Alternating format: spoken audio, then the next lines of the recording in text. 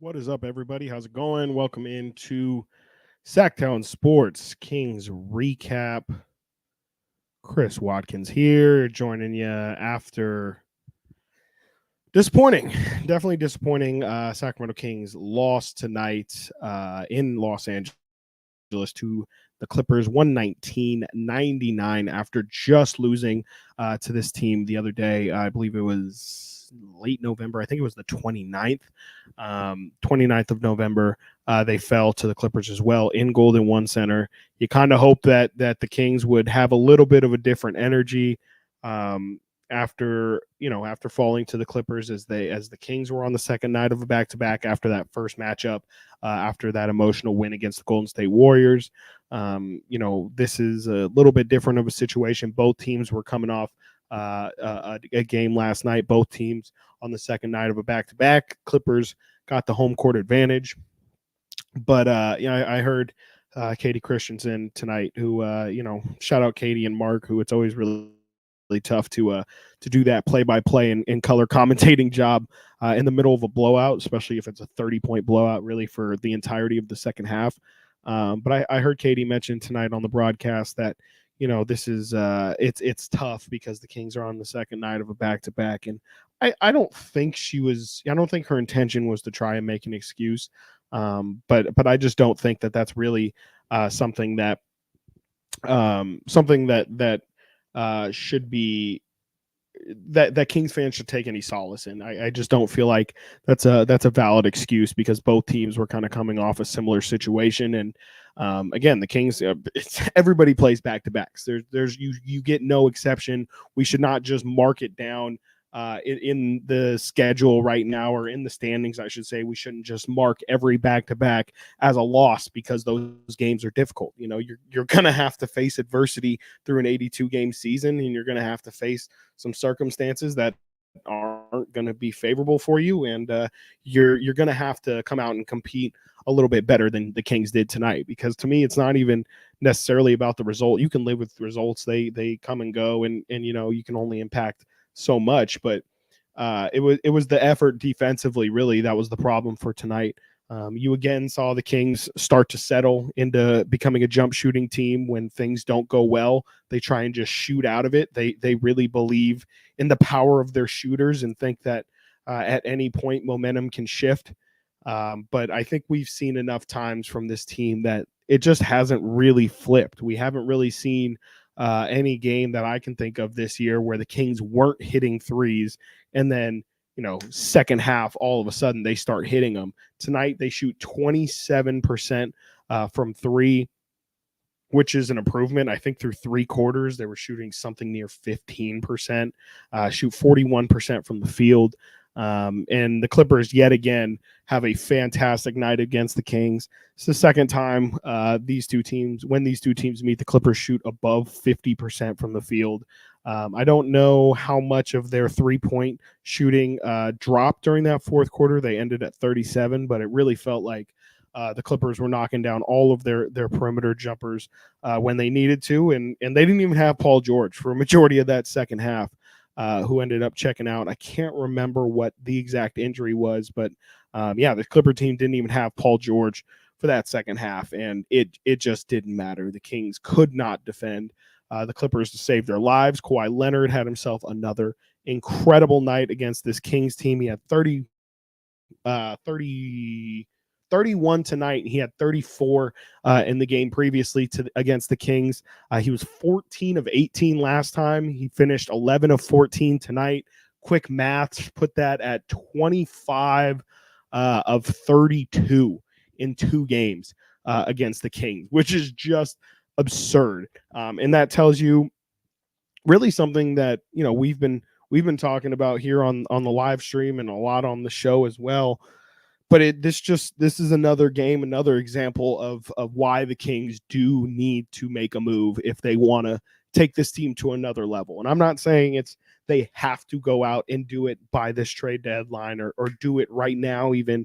But if this team, because again, everybody's running their own race. Just because some might say the West seems a little bit more open this season than in past seasons doesn't mean the Kings should kind of go all out for it. That's a Monty McNair decision on where he feels like this collection of teams timeline is, or this collection of players timeline is looking right now. But if / when this team wants to take that next competitive level, they've got to go out there and get a wing. And I'm not even going to spend time. I don't want to be too negative tonight, even though you probably should be really negative. But I just think there's A, too much to go around on a night like tonight, but B, it's just, I'm trying to be more positive. If this is going to be an 82 game season, there's going to be ups, there's going to be downs. So, on a night where it just didn't feel like they gave a lot of, I don't want to say they didn't give a lot of effort, but just things just weren't going well for them tonight. Things clearly did not go in their favor. I don't know. It just doesn't feel productive to be hyper negative because, again, everybody in a loss like tonight definitely has some blame to go around. So let's try and stick on the positives. And for me, one of the big positives, just kind of taking a step back on this season, has been De'Aaron Fox's shooting. And I'll be the first to admit, I just didn't think that this would ever be a thing for De'Aaron in his career. I was not a believer in his jump shot. I didn't think it would be something that would come around, frankly. I mean, he's somebody who he came into the league at around 33%, if I'm not mistaken, from three, and has just slowly risen his attempts and his percentage as well, to his defense, throughout his career. Started his first season 30% from three on 2 attempts. Second season 37% on just under 3 attempts. Major improvement. And then he took a step back that next year, 3.6 attempts, 29%. And that's where I really started to get nervous after that year. You saw him take a major uptake. Again, 1.5 more threes than he had took just 2 seasons prior, and just dropped all the way below 30%. I kind of felt like, look, if this guy's taking 3.5 attempts and we're barely scratching 30% or can't even get to 30%, then maybe we need to readjust what we think this guy can eventually be. And that wasn't the only under 30% shooting. He then in 2020, in that COVID shortened season, shot 32% on 5.5 attempts. Again, just not really looking. It's of course an improvement on the season previous, but nothing really to get your hopes up about. 32% from three is that's like center shoot 32%. And most people who shoot 32%, you probably don't want them continuing to shoot the ball. De'Aaron the next year after that, 29%, again, under 30 on 4.2 attempts. And then last year, you kind of see him, at the start of the season, he was hitting threes. The shot kind of goes away. I think in the playoffs, he definitely stepped it up from the perimeter. But even last year, looking at his attempts and percentage, 5 attempts per game, 32%. I was just hoping this guy could get to 34 one day. And to see him at 8.3 attempts, which is by far the most of his career, almost, 4 times as much as he was taking in his rookie season, to be all the way up at 37%. And then tonight, shoot 3 of 7 from 3. They also showed a graphic at the beginning of the game. I want to make sure I don't misquote it. De'Aaron has hit 3 or more 3-point attempts in 20 straight games, which is a career high for him. The previous career high was 19. That's great. That's the thing, and it's been written about a lot. From pretty much any article about the Kings this season, is just the reason why De'Aaron Fox is at 30 points per game, and he has made yet another leap, which again, De'Aaron proved me wrong as well. Didn't think he had another level to go to, mainly because I, again, didn't think he could shoot this well from the perimeter. But for him to be at 30 points per game, it's because, it's math. I mean, it definitely helps that he's shooting such a great percentage from 3. But if you're going to turn those long twos that we saw De'Aaron taking last year, those left side of the free throw line jumper, that shot that he would just hunt in the fourth quarter, if you're going to take less of those and turn those 4 or 5 mid-range jump shots into just 3-point attempts, well, and you're hitting, what is he hitting, 3 per game right now? your points per game are going to go up. Your points per possession go up, and it's really as simple as that. So as long as he continues to knock it down, I have no problem with the Aaron taking as many threes as he is right now. I was very, very skeptical, mainly because again, the track record had shown that the more and more you increase his volume, seems like it ends up leveling out his percentages to around 32. It's really from 30 to 32%. So hitting 37% of his threes has just been absolutely massive this year. Ooh, I do want to put this out. Frankie Cardicelli, shout out our guy Frankie. You can hear Frankie and Brendan on Styles and Watkins tomorrow. They will be joining us for the Kings Roundtable from 12:45 to 1:45 tomorrow. But Frank just put this out on his Twitter. Kings have 9 losses this season. By the way, only to 4 opponents, if I'm not mistaken. New Orleans 3 times, Golden State twice, Houston twice, and now the Clippers twice. Of those 9 losses, 4 of those have come by 18 plus. 3 of those have come by 20 plus. That is absolutely disgusting. I also put out the point differentials on the season, which have now changed even more. The Kings in their wins this year are winning by an average margin of 9.5 points per game, which does sound good, but surprisingly, it's only 21st best in the NBA. In their losses this season, and again, this number is going to actually elevate or escalate, I should say. And let me look at how close the Kings are here. In their losses this year, before tonight, they were losing by an average of 14.6 points per game, which is 27th in the NBA, pretty much at the bottom of the NBA in their losses. So when they lose big, and there really haven't been, with the exception of that Golden State game, there's not been some big miraculous comeback that the Kings have been searching for. Again, it feels like when they're not making shots, that thing does not turn around. It doesn't feel like there's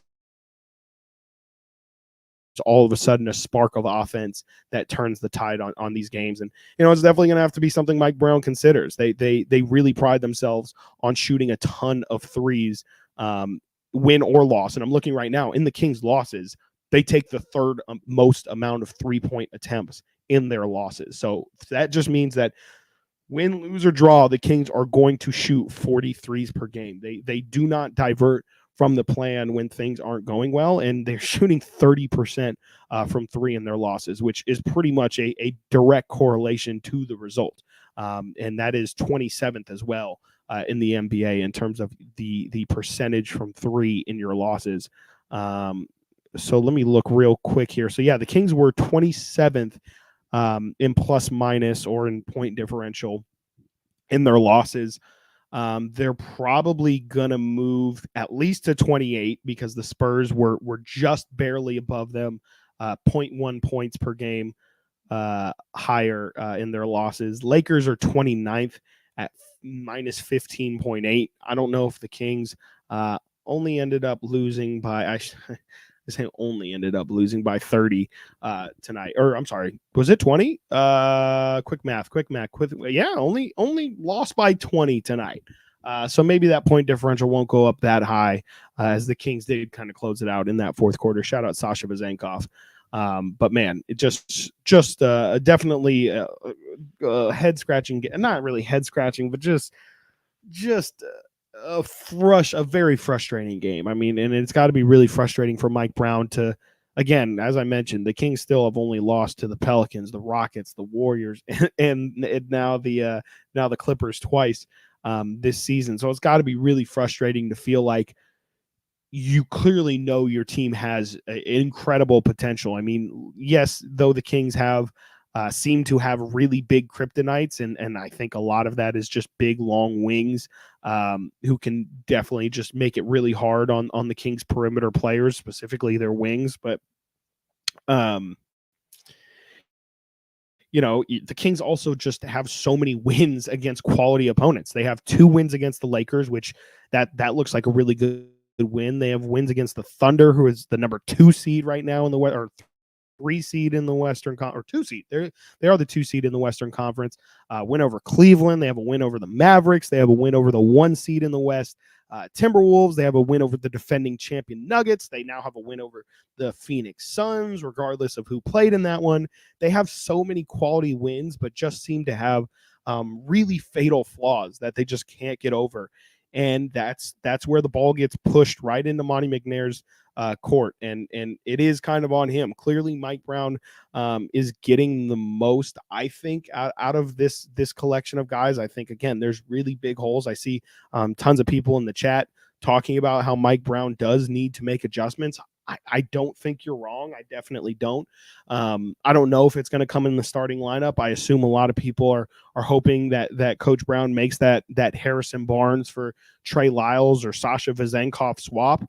But I think that there's still some rotation guys that can really impact the game that really aren't. Like I kind of think as much as I've enjoyed parts of Keon Ellis's game and really have been frustrated with Davion Mitchell throughout his entire career, but also this season specifically, I think it might be time to go back to Davion. I think we saw Davion get more minutes tonight than he's gotten in a really long time.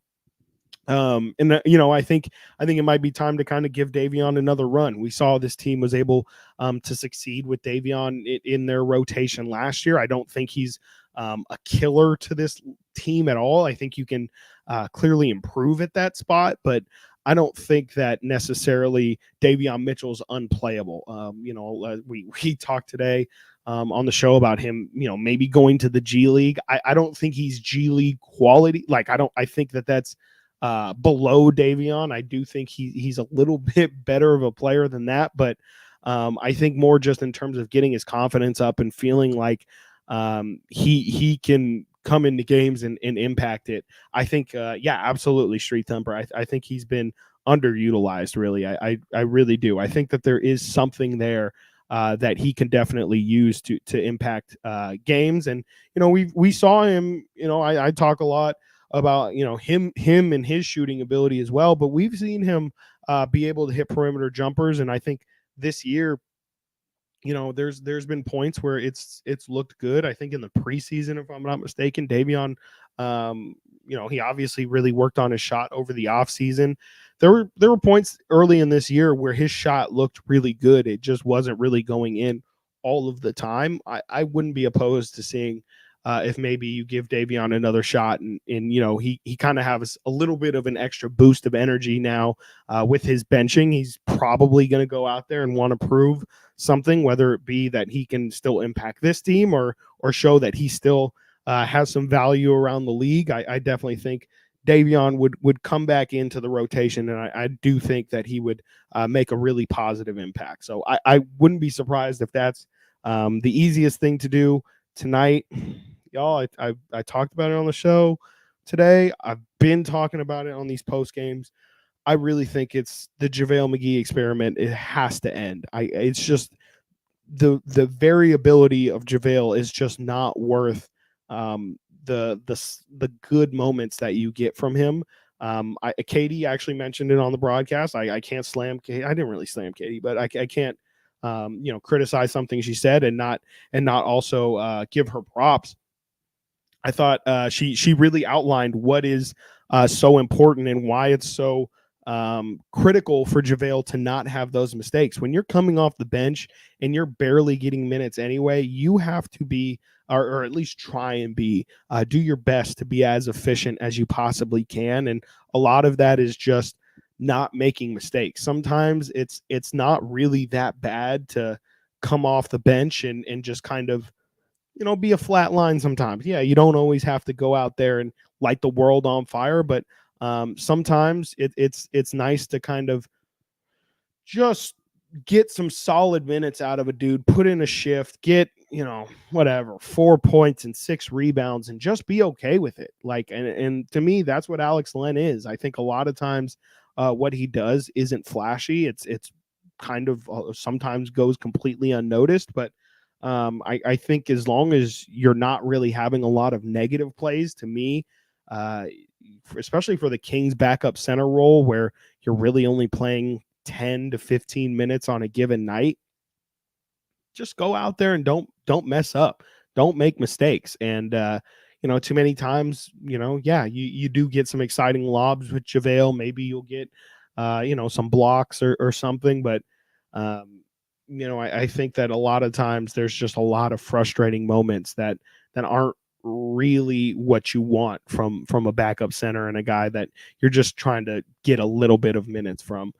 So I wouldn't be surprised if when Alex Len returns from injury, which it does sound like he's pretty close to coming back from his, I believe it was an ankle injury. I would love to see him reinserted into the rotation. Yeah. Is there anything else from tonight? Ooh, you know what I do want to talk about, y'all? This guy, Keegan Murray. Now, tonight had a really good game. Defensively, definitely left a lot out there, I would say. I didn't love how he guarded Kawhi Leonard. I think he's really good at sticking in front of people. I will say that he's done a really good job of improving his lateral quickness. And also, I mean, I don't know if anyone's noticed or not, but Keegan is he hit the gym hard this summer. His body looks great. He looks physically strong. He's got some really strong looking shoulders on him. I think he's doing, or at least feeling, more comfortable with physicality, which is huge. I definitely, and where this was going was Keegan Murray trying to baptize Daniel Tice at the end of that third quarter. You just love to see it. Last night you saw him, you saw him have that big dunk on our guy Harry Giles. Shout out Harry. But he had that massive dunk going baseline on Harry Giles, and then tonight you saw almost a perfect carbon copy of the same move. And the Kings were getting killed. And so you love to see that level of fight and that level of aggression out of Keegan freaking Murray. And the way he tried to throw that down was scary.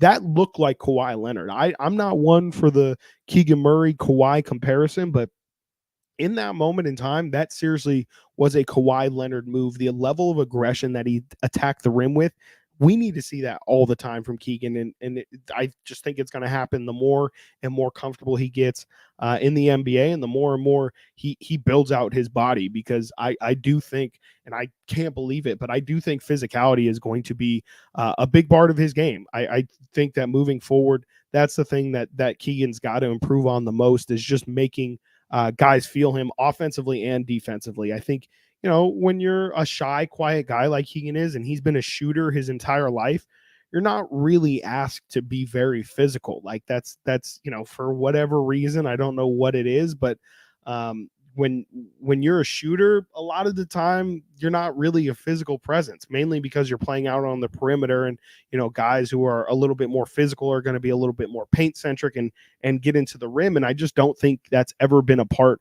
of Keegan's game. So as he kind of starts to develop a man's body, and again, as he's further in his career, when he's 28, 30 years old, and he's going against kids, he's going against 18, 19, 22-year-old kids, and he's able to kind of throw his weight around.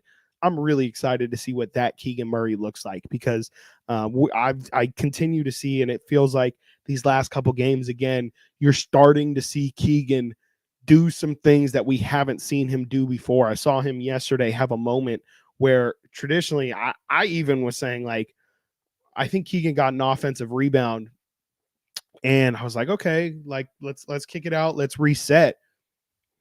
No, Keegan didn't even look for it. Didn't look at the top of the key, nothing. He was like, this is me, I'm a ISO. I think he backed him down. I can't remember who the defender was. Backed him down, took a turnaround jump shot, nailed it, swish on the baseline. And that's huge. Like that's Keegan Murray saying, I got this. Like I have confidence in myself. I know I can take this. Don't worry. And that's the kind of selfishness that's good. You love to see that level of confidence from Keegan, because if the Kings want him to be that third or maybe even second star at some point in his career, he's going to have to do that. He's going to have the confidence to go out there and say, I got this. This is barbecue chicken, and I'm Keegan Murray, and I got a bag myself. So shout out Keegan, who just continues to develop. And again, we're going to continue to keep this thing positive. But we are going to end tonight because there will not be 3 stars of the night on a night like tonight. And also, yes, shout out Mr. Jacob Rabbit. I think I read that right.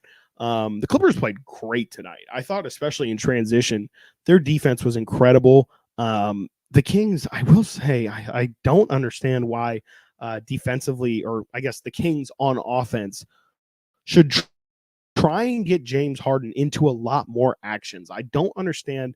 James Harden's one of the laziest defenders in the NBA. I think even James Harden wouldn't have a problem with me saying that. He knows it. The Kings, I was shocked that they didn't try and get, I shouldn't say try and get Kevin Huerter more involved, because they did. He took eight shots tonight. And by the way, ladies and gentlemen, Kevin Huerter's had a rough stretch of games. We are back to Kevin Huerter. You know how he likes to go like this. We're definitely seeing this right now out of Kevin Huerter. But yeah, I wanted to see them kind of put James Harden into more defensive actions and try and tire him out that way. Not that James Harden was the thing that killed the Kings tonight, but I just really felt like that's a really, really massive hole in the Clippers' pretty solid defense. And I just haven't felt like the Kings have tried to attack James in these 2 games that they've played so far this season. But yeah, the Clippers defense tonight was really, really good. That's kind of also tying into the Kings' issue with going against size and length and strength. The Clippers are with Ty Lue, they're one of the better coached defensive teams in the NBA. They just, I mean, they're getting James Harden even to play defense in his own way. James is not a good one-on-one defender, but he got 5 steals against the Kings last time these 2 teams played. The Clippers lead the league in deflections. James has actually been really good at getting deflections. And again, yeah, in transition, I just really felt like the Clippers didn't allow the Kings to get going, and that's the biggest thing. Really bad in transition, starting especially at the 3-point line in transition, and the Kings just couldn't get it done on a night like tonight. Only 12 fast break points for the Kings tonight. 7 for the Clippers. The fact that the Clippers only had 7 points off of fast breaks and still put up 119. That just tells you that, I mean, the Clippers, they are not afraid of this Kings team. They look at them and they say, look, we can put you into a half-court defense. We'll slow things down. We'll get mismatches. We'll get ISOs on guys. We just think we can beat you straight up on offense. And they've now done it twice. So, again, ball is a little bit in Monty McNair's court, where it is very clear and obvious that there are teams out there that just give the Kings fits, and they have no answer for it. Just absolutely none. At all. And Harrison Barnes, bless him. He might be definitely, like I said earlier, he might be somebody who's moving to the bench, but his level of physicality is honestly just unacceptable on a guy like Kawhi Leonard. And he was mainly guarding Kawhi tonight until Paul George checked out. But I just thought defensively, again, when Harrison's not scoring, when he's not asked to be a 3rd or 4th scorer like he's been in the past, you got to find ways to impact the game. I'm sorry, I'm not blaming this game on Harrison Barnes. I'm not saying Kawhi Leonard went off because Harrison Barnes was on him, but you just got to make it tougher for the guy. Again, in 2 games to be 25 of 32 from the field, that just means the dude's getting exactly the shots he wants. And I know Kawhi's a robot, he's a cyborg, whatever you want to call him, and he's one of the best at just getting to his spots. But you got to make it harder for him. This Clipper team, yes, they're playing a lot better basketball than they played at the start of the year. I think now they've won, I want to say 10 of their last 13 games, including they're now on a 5-game win streak. 6 of 7, 6 of 8. Sorry, 7 of 9, 7 of 10. Is that right? Yeah, 7 to 10. Interesting. Yeah, so they've won 10 of their last 13 games. The Clippers have. So yeah, they're playing really good basketball right now. but you got to find an answer for him. This is a team that's in your division. This is a potential playoff team that you might have to face in the early rounds just to get to where you hope to eventually be, late in the later stages of the playoffs. You got to put up better fights than this, and you got to look a little bit more competitive than what the Kings have looked so far through 2 games. All right, y'all. It's time. It is time to talk about. Yes, I see people talking about it in the chat. It's time to talk about this absolute lunatic of a human being that we call Draymond Green. Ladies and gentlemen, I don't know what to say about what Draymond did tonight. I'm going to try and pull it up for anybody, for those 3 humans who haven't seen it yet by now. But Draymond Green, new Draymond crazy hit just dropped. Let's see here. Let's see if we can find this. Let me go StreamYard here. We are going to share the screen. And Draymond Green. For those who have not seen it, this is what our favorite Golden State Warrior was up to tonight. Draymond Green. I'm seeing some in the chat calling him Graymond. Would that be Graymond Green still, or would it be Graymond Green? I'll call him Graymond Green. Did this tonight with an absolute banger of a spinning back fist that every MMA fighter out there would be proud of. Not really a back fist. Oh, man. Well, that's going to be flagrant. Spinning forearm. Now they're going to just Decent try to form decide there as he hits him if they right in think the it sweet was spot of the temple. excessive. I mean, It's gonna this be at is least a why flagrant Draymond's one of the could be best a fighters 2. we've ever seen in this This would sport. be an He's ejection. ruled the heavyweight division Well, for that years. is a we're swipe not across the actually face. talking about MMA. We're talking about basketball. This man is insane. I don't know what he's on. I don't know who told him that this is even remotely part of the game of basketball, but this guy has lost his mind. I don't see how you do something like that on the basketball court. Like that's straight street ball. Like you're actually playing like you don't know this man, and like you're never gonna see him again, and like nobody's watching. Like this isn't on national television. Like that's seriously 100% something you would see at your local, not even at your YMCA. You would see it at Roosevelt Park on Saturday. Okay, I guarantee you would see the same exact thing. And instead it happened on national television. This dude's going to get suspended 100%. I've seen people say 20 games on socials. I don't know.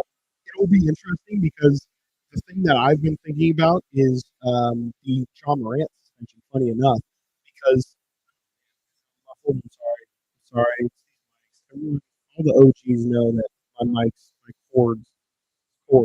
It's honestly really funny because it's the cheapest part of my setup, and honestly, it's my fault, y'all. There's no people to me. Uh, but yeah, what was I saying about Draymond? 20 games in John Morant. Yeah, the reason why this made me think about John Morant is because when Adam Silver handed out the John Morant suspension, it was not actually for the action of waving and toting his gun. It was for being a repeat offender when already warned about the situation. Uh,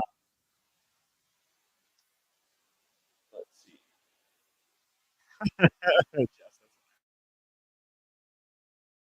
All right, let me see if that works. Apparently, after I cut away the Draymond video, things like that. Hopefully, and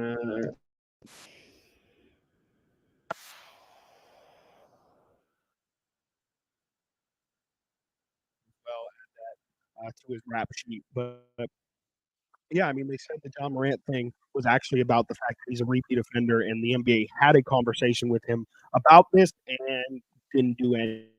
And I also believe that Draymond's 5 game suspension that they gave him earlier this year also mentioned a similar thing that since he's a repeat offender, and I think Joe Dumars also mentioned this, who I believe is the VP of the NBA, if I'm not mistaken. He mentioned this with Draymond as well, look, they've had every conversation you can have with him about why his actions are not okay, and it was mainly talking about in the low. He does have the occasional punch or hit in the face, tackle that'll get him in trouble. But dude, it's just how many more are you going to let him get away with this? And I'm I'm seeing yeah, a lot of people are saying 20 games. Some people say that it could be season. I don't know about that, but I mean, clearly Adam Silver has to do something. This dude just continues to not. He just continues to not. Yeah, at some point you got to make a statement. You really do because it's getting ridiculous. It's absolutely ridiculous. I see all roasted. I'm like, let me tell you, I deserve it. I definitely deserve it. This is unacceptable. Second night we're back. So yeah, you know what? I'll switch it over to my webcam audio.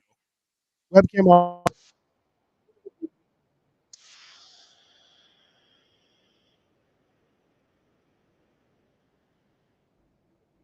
Yeah, it's a tradition. I'm so sorry, y'all. This is just it's Bush League. This is absolutely Bush League. Send me to the G League. Send me to wherever because these mic problems have been going on for 20 games now. Okay, 20 games we've been talking about my mic issues. Okay, and this guy Chris Watkins, he doesn't get it. He doesn't get it, and that's unacceptable. When you're working at a place that literally specializes in audio, a radio station, and you can't get your mic situation figured out, like, come on, man. Come on. Like, what are you doing? I thought you were a pro. I thought we were playing professional recap show and you can't even get your mic straight. Okay. Wow. Okay. Yeah. Be better. Be better. Okay. Host. Jeez. I'm sorry. I'm sorry you guys have to deal with that. That's crazy. That's crazy. Couldn't be me. Could not be me, that's for sure. Um Honestly, like I really appreciate everybody saying we need to get me a mic for Christmas. I'm telling y'all, this is like the cheapest part of equipment. I literally could get. I'm honestly not that this is helping, but I seriously might have an extra cord somewhere laying around in my house. Again, I'm the worst, and again, I deserve everything that everyone has to say about my mic audio being terrible. And I'm looking it up right now, and this is literally a $15 cord. So yeah, I gotta fix it. I gotta be better. And the Kings definitely need to be better too, because second night of a back-to-back cannot be an excuse for this entire season. You got to figure it out. If you want to be a good team this year, you you really, really, really got to figure out whatever is going on with these repeat losses.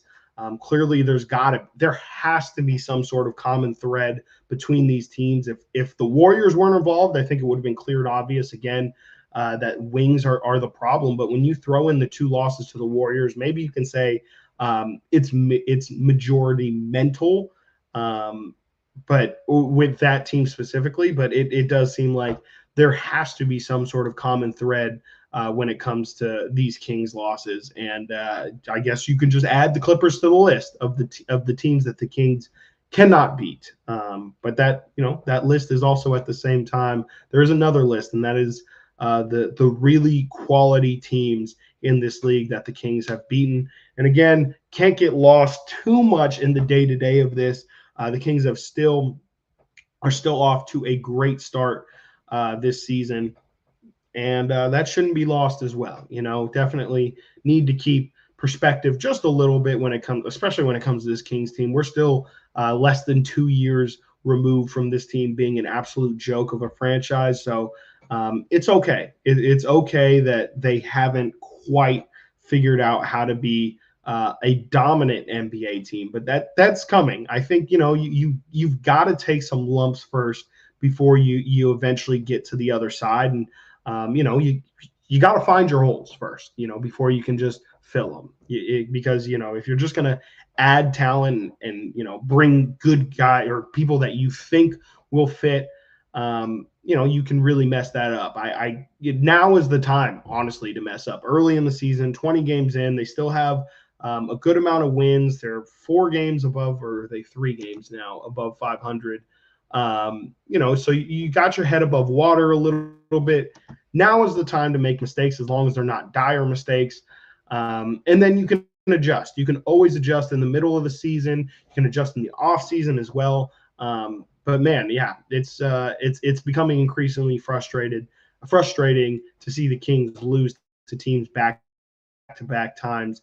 Not even on back-to-back nights, but just you would hope, especially since it's a little bit reminiscent of a mini playoff series, you would just hope that your team can make some adjustments in the second matchup. And this is now, maybe I'll throw out the Warriors, losing to the Warriors twice, because at least the second game or the second loss to the Warriors looked different. It was a different kind of game. I think the problem has been in all of these multiple losses to these teams, the losses have pretty much looked the same. It hasn't been, yes, there's been, exterior excuses like back-to-backs and things like that. But the problem is they lose to Houston on night 1, and then night 2, it looks like nothing's different. And then New Orleans, they get absolutely killed on night 1, and then they compete a little bit better on night 2, but still have the problem of Brandon Ingram and Zion Williamson going crazy. They eventually solved that in that playing game with at least slowing down Zion. But man, it just feels like this Clipper team with Paul George, Kawhi, and James Harden is just a handful for this Kings team. And I'm gonna head out now because my laptop just said it's dying, and I also gotta eat dinner at some point here, as it's 10:40. Great, love it when the Kings get absolutely. Shout out everyone who's in here, by the way. 42 minutes. I definitely wanted to have the shortest show of the season tonight, and this might be the second longest show of the season. So, yeah, I'm gonna go bowl. That's what I'm gonna go do right now. But yeah, I do need to go eat dinner. Shout out everybody for being in here. I hope everyone had fun tonight in the chat. Always a good time hanging around with all y'all. Definitely going to fix these mic problems. I see people throwing out wild numbers, $400, $100. I'm telling y'all, this mic is totally fine. It's not the mic's problem. It's just the cord. So I appreciate that. My wallet will also appreciate it. We'll get this thing fixed by the end of the year. I promise you. Okay. I promise you. No excuses. Okay. Back-to-back's not an excuse. Mic cord's not an excuse. I'm not going to make any excuses. Shout out y'all for hanging out tonight. I will see you either tomorrow in Styles and Watkins. Again, we will have Brendan Nunez and Frankie Cardicelli in the Kings Roundtable from 12:45 to 1:45. We will definitely be recapping the Kings. Kings play again on Thursday back in Golden One Center. That will be against the OKC Thunder, who, good news, the Kings have already played. Also good news, the Kings won that game. So at least they've shown the ability to beat this Thunder team. And I wouldn't say that this Thunder team should really be an issue for the Kings when it comes to their personnel and really having similar personnel as what the Clippers and the Pelicans and the Rockets have. Really not really similar. So Kings should be able to compete really well with them. It'll be great to see Chet Holmgren again play against Domantas Sabonis. That's always a really fun matchup. And OKC is a team that's trying to be the Kings of last year. And so when they walk into Golden One Center on Thursday, something tells me they're gonna be wanting to prove a point. And the fact that the Kings already beat them in that arena as well, something tells me the Thunder are going to have revenge on their mind. So the Kings are going to have to wash this one off, going to have to not think twice about it. Kind of one of those toilet bowl games a little where you just flush them and just don't ever think about it again. But at the same time, there's still lessons to be learned by everybody. OKC, yes, OKC is hungry, Lydia. as am I. And so I'm gonna go get me some dinner, y'all. Yeah, I'm gonna go get me some dinner, y'all. Y'all have a fantastic night, and go Kings. I was gonna say light the beam, but won't be doing that. So y'all have a fantastic night. I will see you tomorrow. If not, I will see you Thursday after the game. Hope y'all had fun. Hope y'all have a fantastic night. Peace.